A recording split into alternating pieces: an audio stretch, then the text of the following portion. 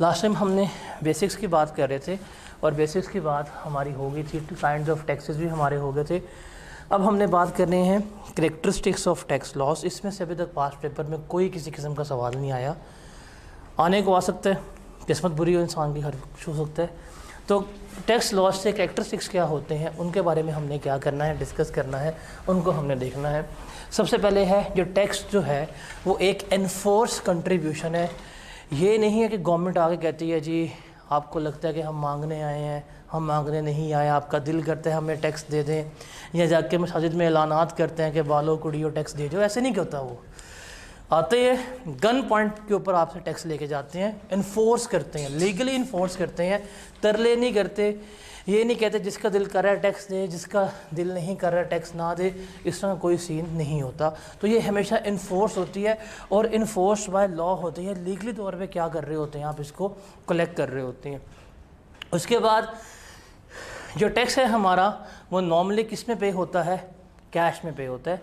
आप by bank transfer कर सकते हैं, आप ऑनलाइन ट्रांसफ़र कर सकते हैं पाकिस्तान में। अब आप थ्रू चेक वगैरह टैक्स जो है वो पे कर सकते हैं।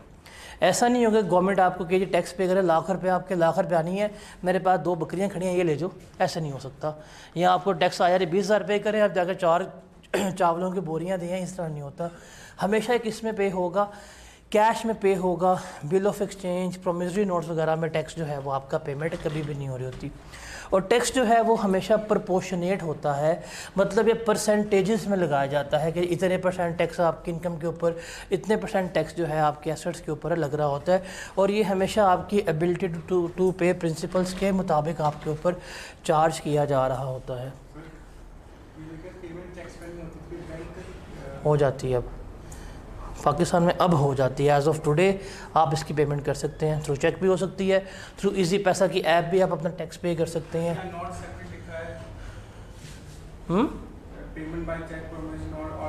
चेक्स में पेमेंट हो जाती है, प्रोमिसरी नोट और बिल ऑफ एक्सचेंज में पेमेंट नहीं होती, चेक्स में पेमेंट हो जाती है। आप क्रॉस चेक लिख के डिपार्टमेंट के नाम पे पेमेंट कर सकते हैं, हो जाती है। ऑनलाइन ट्रांसफ़र पेमेंट हो जाती है। जो आपके पे ऑर्डर्स होते हैं उसकी फॉर्म में भी पेमेंट आप चेक की इसकी हो जाती है, इनकम टैक्स की। जैसे फॉर एग्जांपल टोल टैक्स हो गया, अब टोल टैक्स जो है वो सिर्फ कैश में पे होगा, उसके लिए चेक आप पे नहीं कर सकते। एम टैग में तो आप पहले एडवांस डिडक्ट करते हैं तो फिर होता है, अदरवाइज़ नहीं है। लेकिन नॉर्मली वो आप अगर आप पहुंच गए हैं वहाँ पे टोल प्लाजा के ऊपर पैसे नहीं हैं, पकड़ लेंगे आपको, जलील करेंगे 2-3 घंटे।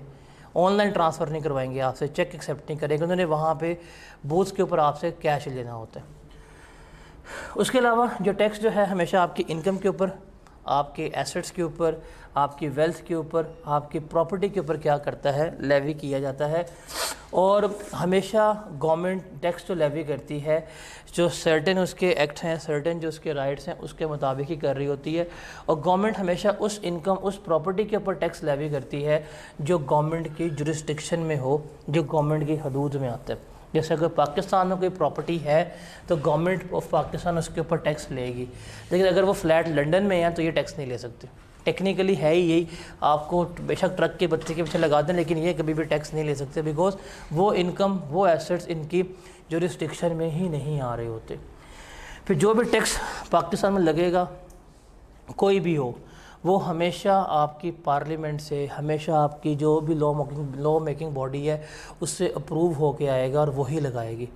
ये नहीं होगा कि दिल कर टैक्स लगा दे, ना, प्रॉपर मैकेनिज़्म होगा, उसके ज़रिए ही क्या होंगे आपके टैक्सेस वगैरह जो है वो लगाए जाते हैं। और पार्लियामेंट या आपकी असम्बलीज़ जो हैं वो इसमें इन्वॉल्व होती हैं। और सबसे अहम बात जो हमारे मुल्क में टैक्स की है कि टैक्स सिर्फ़ और सिर्फ आपसे लिया जाता है आप लोगों के लिए ही, पब्लिक के वेलफेयर के लिए, पब्लिक के डेवलपमेंट के लिए, पब्लिक को सपोर्ट करने के लिए गवर्नमेंट जो है टैक्स ले रही होती है। सड़क पर चलते नहीं आप लोग, सड़क गवर्नमेंट बना कर दे रही है। अगर आप कभी ट्रैवल करें, रेगिस्तान में जाएं, थल के या थर के, रेगिस्तानों के अंदर बिजली के खंभे लगवा रही है, ट्रांसमिशन कर रही है लाइट्स, ताकि दूर दराज भी इलाके वहाँ पे लाइट पहुँच सके। हॉस्पिटल्स हैं, स्कूल्स हैं, सब कुछ गवर्नमेंट कह रही है। मतलब ये एक छोटा सा कॉलेज है, इसको मैनेज करते हुए लग पता गया है कि यार 1000-2000 बच्चा मैनेज करना कितना मुश्किल है। गवर्नमेंट ने 24 करोड़ की वहाँ मैनेज करने, हजूम मैनेज करना होता है। तो वो आपसे पैसे लेते हैं और आपकी ही वेलफेयर के ऊपर क्या कर रहे होते हैं, स्पेंड कर रहे होते हैं। तो ये टैक्सेस की करैक्टरिस्टिक्स हैं। टैक्स जो है इस तरह क्या हो रहा होता है, इस्तेमाल हो रहा होता है। फिर एक अच्छे टैक्स सिस्टम्स जो हैं उनके प्रिंसिपल्स क्या हैं, किन प्रिंसिपल के ऊपर एक अच्छा टैक्सेशन सिस्टम जो है बेस होता है। सबसे पहले है फिस्कल एडिक्वेसी। फिस्कल एडिक्वेसी का मतलब क्या है कि कोई भी आपका टैक्स सिस्टम जो है वो फिस्कली क्या होना चाहिए, सफिशेंट होना चाहिए। मतलब आपका टैक्सेशन सिस्टम इस तरह का हो कि आपके सारे अखराजात जो हैं आपको वो पूरे करके देता हो। अगर आपको नीड है इस साल कि आपको 500 अरब चाहिए, आपका सिस्टम इस तरह का हो कि आपको 500 अरब जो है वो कमा के देना चाहिए। आपके एक्सपेंसेस जो हैं वो पूरे होने चाहिए। जब भी आपको कैश की डिमांड हो, एक अच्छा सिस्टम जो है वो कैश की डिमांड आपकी पूरी करके देना चाहिए। फिर जो है सेकंड कि ये इक्वालिटी के ऊपर या थ्योरेटिकल जस्टिस के ऊपर बेस होना चाहिए। सिंपल सी बात है, टैक्स सब पे लगाना है, किसी पे नहीं छोड़ना। चाहे अमीर है गरीब है, उनसे आप कम रेशो में ले लें, गरीबों से कम टैक्स कम ले लें, जो रिच हैं उनसे टैक्स ज़्यादा ले लें, बट टैक्स आपने हर एक पर्सन से लेना है, किसी को छोड़ना नहीं है। इसको आप देख लें। अच्छा, ये इन चीज़ों को चैप्टर 1 की रट्टा मारने की ज़रूरत नहीं है, ये बेसिक जेनरिक बातें हैं, इनको आप अपनी वर्डिंग में क्या कर सकते हैं, एक्सप्लेन कर सकते हैं। मैंने भी यही कहा ना, अपनी वर्डिंग में लिख लो, इसको रट्टा मारने की ज़रूरत नहीं है। ये बड़ी जनरल सी बातें हैं, जनरल नॉलेज की हैं, इनको बस अप्लाई करें, लिख दें कि टैक्स हर एक पे बेस करना चाहिए। टैक्सेस जो हैं वो फिजिकली क्या होने चाहिए, एडुकेट होने चाहिए कि आपके तमाम एक्सपेंसेस वगैरह जो हैं वो पूरे कर सकते हैं। उसके अलावा एडमिनिस्ट्रेटिव फिजिबिलिटी होनी चाहिए। और तीसरा जो है वो consistency with your economic goals होने चाहिए कि एडमिनिस्ट्रेटिव फिजिबिलिटी का मतलब क्या है कि टैक्स जो है वो क्लियर हो, टैक्स कैसे कलेक्ट हो रहा है, किस तरह गवर्नमेंट के पास जा रहा है, उसका पूरा मेथड, पूरा मैकेनिज़्म जो है वो ट्रांसपेरेंट होना चाहिए। टैक्स जो लगाने वाले लोग हैं वो ट्रेंड स्टाफ होना चाहिए, बदतमीज़ नहीं होना चाहिए, ये कहने की बातें। उसके अलावा कन्वीनियंट होना चाहिए, टैक्स पे करना आसान होना चाहिए, मैनर ऑफ पेमेंट जो है वो इजी होना चाहिए, और बिजनेसमैन के लिए टैक्स आसान होना चाहिए, उसको बर्डन ना लगे टैक्स पे करना। तो ये एडमिनिस्ट्रेटिव फिजिबिलिटी है। और कंसिस्टेंसी या कंपैटिबिलिटी विद इकोनॉमिक गोल्स कि अगर आप कंट्री डिप्रेशन में है, मुश्किल हालात हैं, आपको इनफ रेवेन्यू कलेक्ट करके दे, जितनी आपकी डिमांड है उतना आपको टैक्स की रेवेन्यू कलेक्ट करके दे रहा है। तो ये इसके प्रिंसिपल्स हैं जिसके ऊपर बेस करता है। 4 प्रिंसिपल्स हैं, एक दफ़ा पढ़ लीजिएगा, बाद में उनको अपनी वर्डिंग में लिख लीजिएगा, आपको मार्क्स मिल जाएंगे। उसके बाद हमारे पास आते हैं different tax laws of Pakistan. Pakistan में 2 तरह के टैक्स लॉज जो हैं वो राइज हैं, एक डायरेक्ट टैक्सेस हैं और दूसरे हमारे कौन से कहलाते हैं, इनडायरेक्ट टैक्सेस कहला रहे होते हैं। हम इसको यहाँ पे सिर्फ डिस्कस करेंगे हल्का सा, बिकॉज हमारे सिलेबस का जो 70% एरिया है that is from direct taxes. इसमें हमने इनकम टैक्स पढ़ना है, वो हमारे सिलेबस का 70% एरिया है, और 30% एरिया इनडायरेक्ट टैक्स का है, इसको हम कहते हैं सेल्स टैक्स। तो जब आप सेल्स टैक्स पढ़ लेंगे, इनकम टैक्स पढ़ लेंगे, आपको ऑटोमेटिकली समझ आ जाएगी कि इसको हम डायरेक्ट टैक्स क्यों कहते हैं और इसको हम इनडायरेक्ट टैक्स क्यों कह रहे होते हैं। तो यहाँ पे इसको रट्टा मारने की ज़रूरत नहीं है। I was like seeing some students library में बैठ के वो इसको रट्टा मार रहे थे, डायरेक्ट टैक्स क्या होता है, इनडायरेक्ट टैक्स क्या होता है, फजूल चीज़ है ये।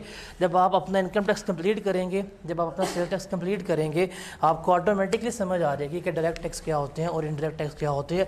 और ये आपने अपनी वर्डिंग में लिखना है, ये कोई लॉ की लैंग्वेज नहीं है, ये कोई आप ऑर्डिनेंस नहीं पढ़ रहे, ये आप बेसिक बातें सीख रहे हैं जो जनरल नॉलेज में, जो इकोनॉमिक्स में आप लोग पढ़ के आ चुके होते हैं।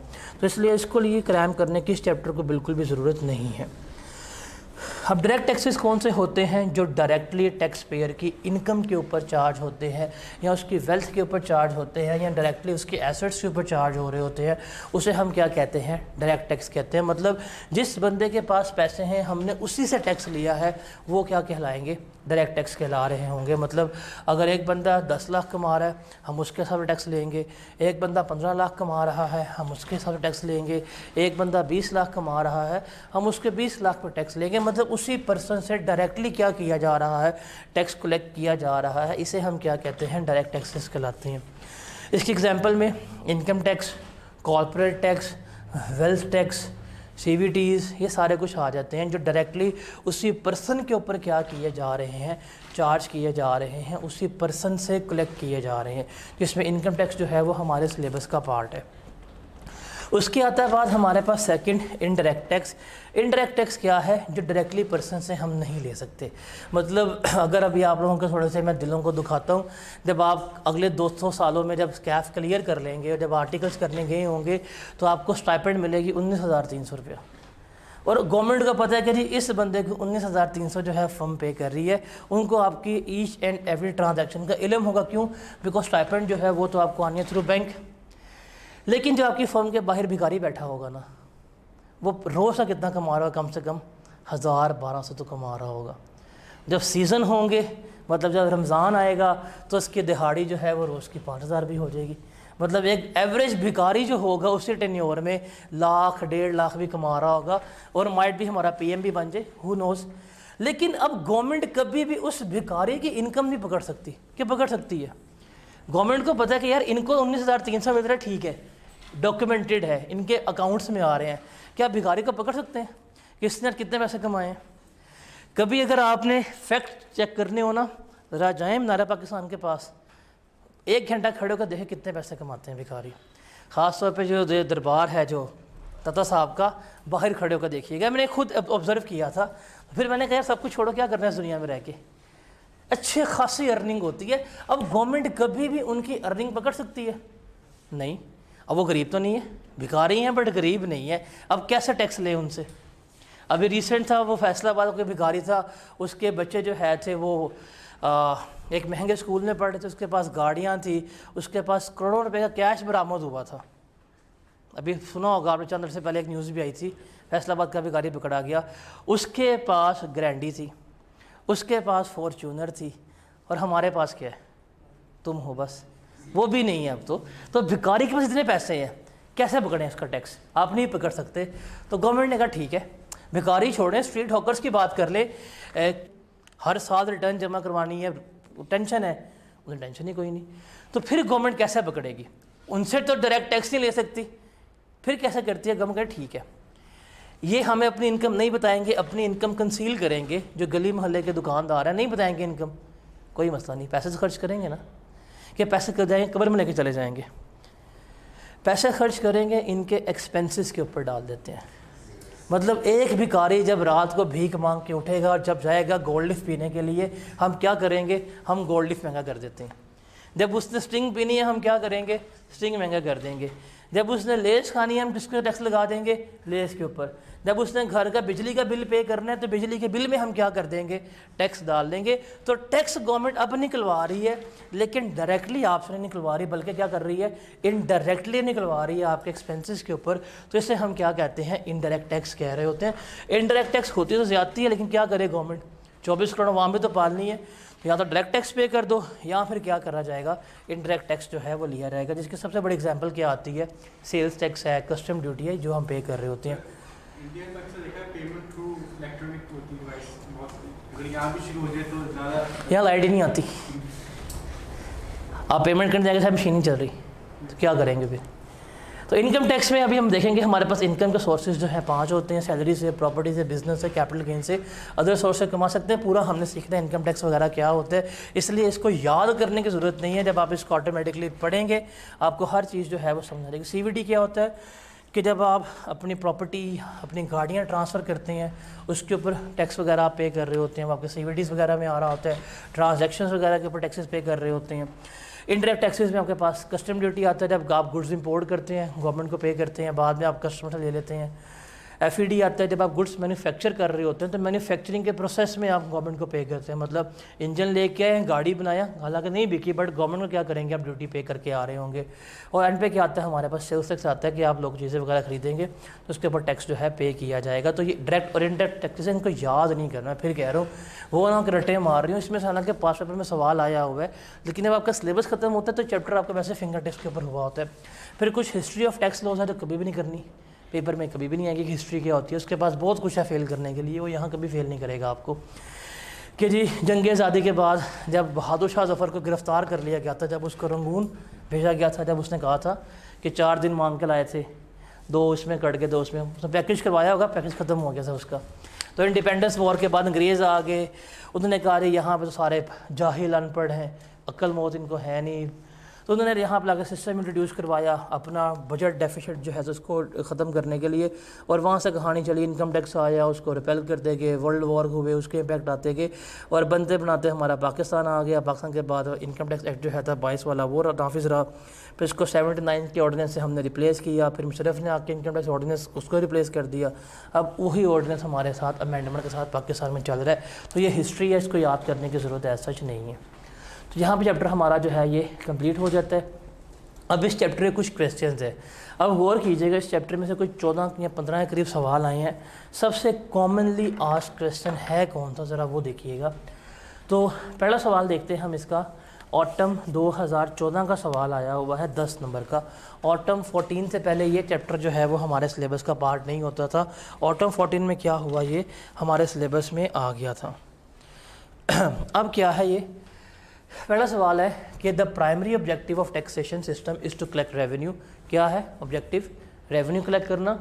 You are required to list the other objectives, non revenue objectives जो हैं वो आपने बताने हैं 10 नंबर के। तो लिख सकते हो कि जी वीक इंटरप्राइज को सपोर्ट करने के लिए, डोनेशन के लिए, ट्रेड के लिए, ये सारा आप जो हमने कल पढ़ा था वो इसमें 10 नंबर का है।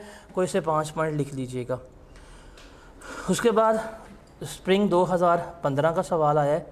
State any 5 ways through which taxes can be use for a development of a country. तो डेवलपमेंटल जो एक्सपेंसेस है वो हमने लिखना है।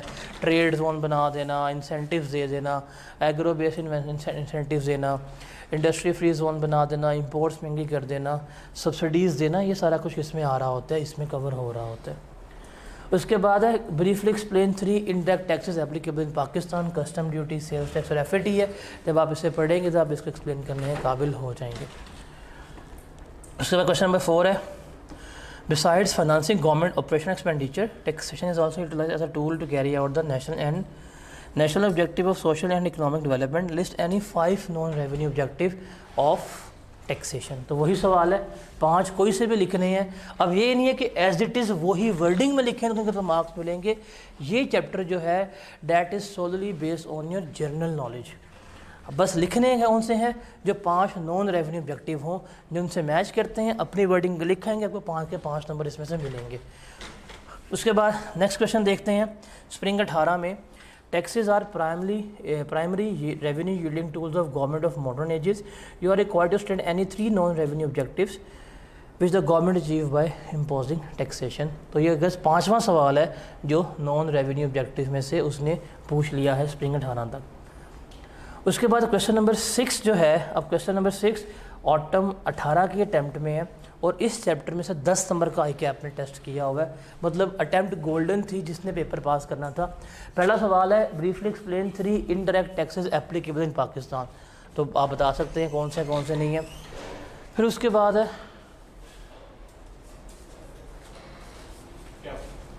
अंडरटेकर, चल जा। उसके बाद है state 1 objective of tax laws in each of the following cases. उसने हमें केसेस गिवन किए हैं, हमने रीड करना है और हमने बताना है कि इनके ऑब्जेक्टिव्स क्या है। अब ये खुद जेनेरिकली आपने ICAP के हॉल में बैठ के फैसला करना है। देखें, हाई इनकम के ऊपर गवर्नमेंट टैक्स क्यों लगाती है?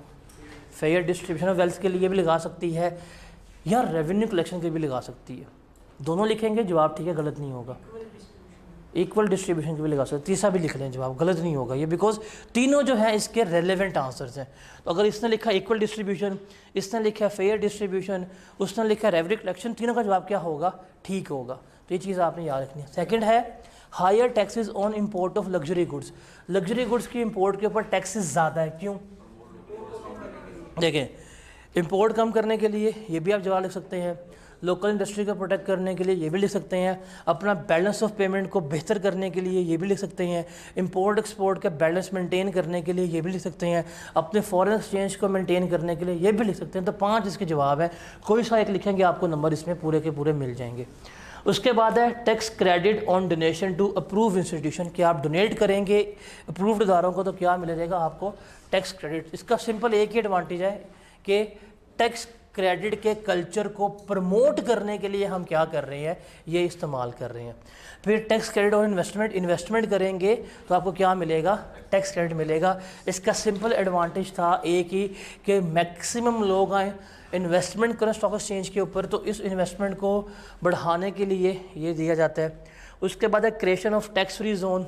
इससे क्या एडवांटेज है, अपॉर्चुनिटीज़ प्रोवाइड करना, डेवलपमेंट करना उन एरियाज़ की जो हमने वहाँ पे पढ़ा था। उसके बाद आता है आपका tax on income of individual and companies, revenue collection. Simple सी बात है, आप टैक्स क्यों ले रहे हैं, रेवेन्यू के लिए। फिर tax on transaction not made through normal banking channel, कि अगर आप बैंक के ज़रिए ट्रांजैक्शन नहीं करेंगे, कैश में करेंगे टैक्स लेंगे, बैंक के ज़रिए करेंगे टैक्स नहीं लेंगे। एक ही सिंपल ऑब्जेक्टिव है ताकि डॉक्यूमेंटेशन ऑफ इकॉनमी हो और लोग जो है मैक्सिमम बैंकिंग चैनल को प्रेफर करें। हमारे मुल्क में सबसे कम प्रेफर किया जाता है बैंकिंग को, कैसे बैंक चोरी कर लेंगे, हालांकि बैंक चोरी नहीं करता। नहीं, सबका रेवेन्यू डाल दे माशाल्लाह, जो रेलेवेंट है वो लिखने होते हैं।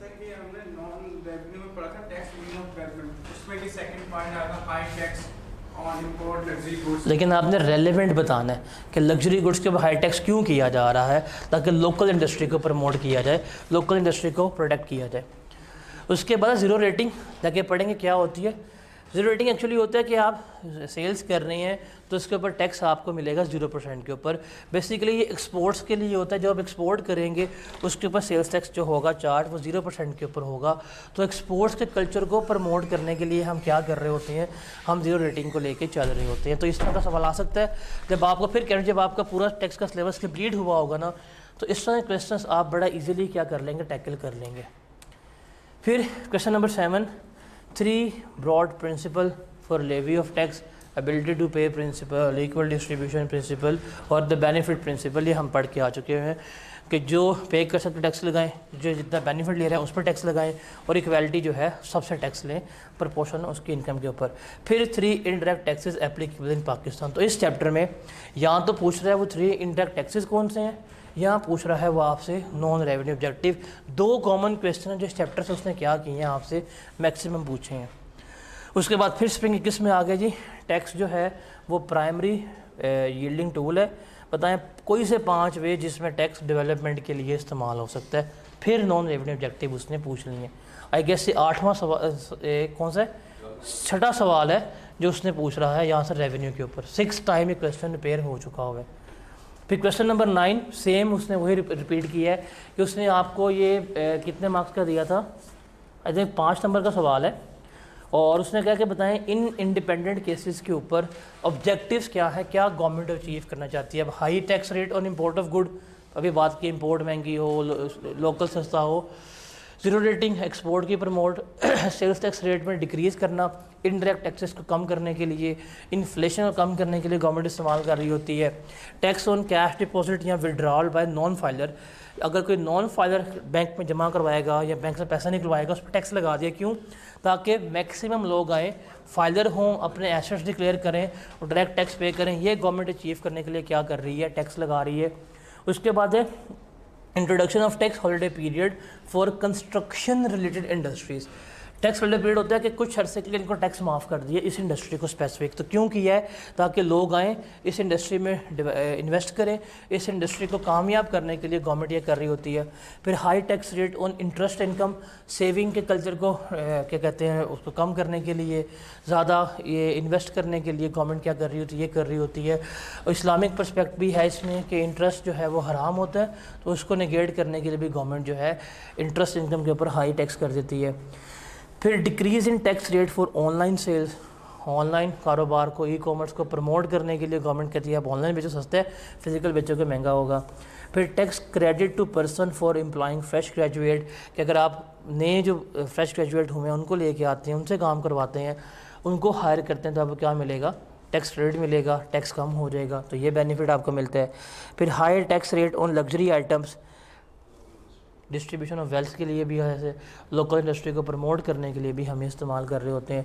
फिर allow expenditure on research and development, R&D में इन्वेस्टमेंट के लिए गवर्नमेंट क्या कर रही होती है, ये कर रही होती है। जैसे आपने अक्सर स्कैम सुने होंगे, जो हमारे मुल्क के अवाम ना कमेंट कर रहे थे बिल गेट्स जो है चोर है, दुनिया खा गया है, एलॉन मस्क जो है वो चोर है, टैक्स पे नहीं करते, दुनिया के सबसे अमीर आदमी है। कभी आप उनका लॉ पढ़े ना, उनका है USA में कि अराउंड इतने % आपने R&D में इन्वेस्ट करना, आपका टैक्स माफ़ है।